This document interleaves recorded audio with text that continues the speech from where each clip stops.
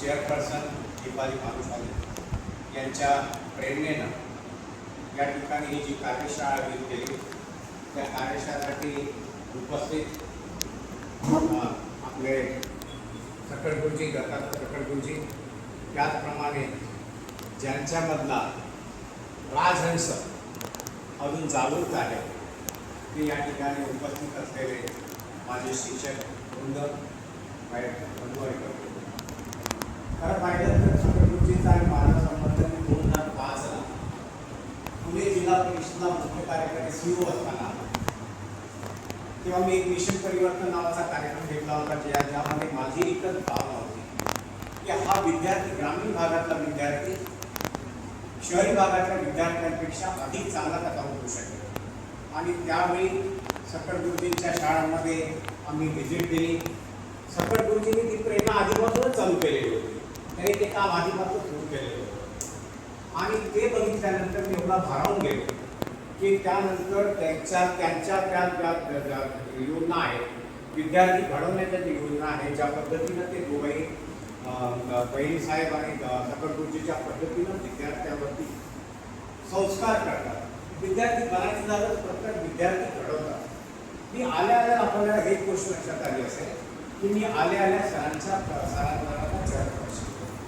मला सगळ्यांना बहुपर्षी आश्चर्य वाटत असेल की मी एवढा कलेक्टर कमिशनर राहिलेला व्यक्ती सरांचा स्पर्श आहे. कारण सरांनी जे विद्यार्थी घडवले आज IAS आहेत, IPS आहेत, परदेशामध्ये मोठमोठ्या पदांवरती आहेत, डॉक्टर्स आहेत, इंजिनियर्स आहेत, एवढे मोठ्या व्यक्ती घडवणाऱ्या व्यक्तीचा चरणस्पर्श खरं पाहिलं तर माझं मानतो. कारण त्यांनी विद्यार्थी घडवले, लोकांचं जीवन घडवलं.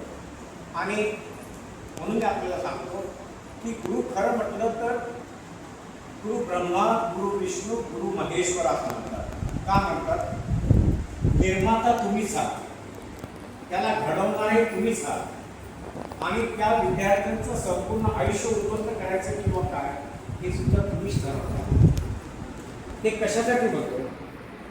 जेव्हा एखादा गरीब पालक तुमच्या आपल्या शाळेमध्ये त्याच्या लहानशा मुलाला घेऊन येतो, तो पालक गरीब आहे.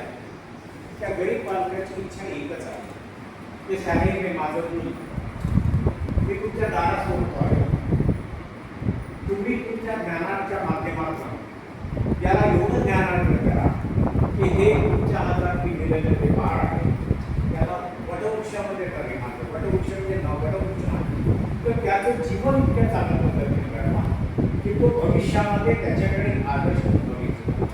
विद्यार्थी तेच केलं.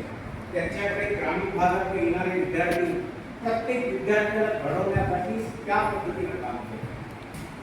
तसा एक कुंभार असतो, आपण बघितलं असेल कुंभाराने आता उडी मारली असते, हिची उडी मारली असते, तो चाकावरती फिरवत असतो आणि त्याला त्याचा आधार म्हणजे हात लावतो. या तुम्ही सुद्धा त्या कुंभाराच्या भूमिकेत ज्याप्रमाणे उडी मारली, पालकांनी तुमच्याला उडी मारली आणि दिलेली आहे आणि त्याची अपेक्षा तुमच्याकडे एवढीच आहे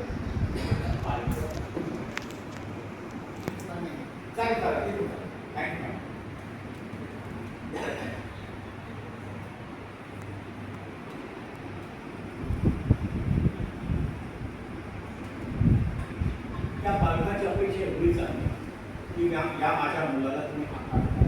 जसे मी आता तुम्हाला ओल्या मातीत उदाहरण दिलं, तो कुंभार जेव्हा ती माती फिरवतो आणि त्याच्यावर ते हळूवारपणे त्यांनी बोटं लावली तर त्यात एक अत्यंत अप्रतिम अशी शिल्पकृती निर्माण होऊ शकते.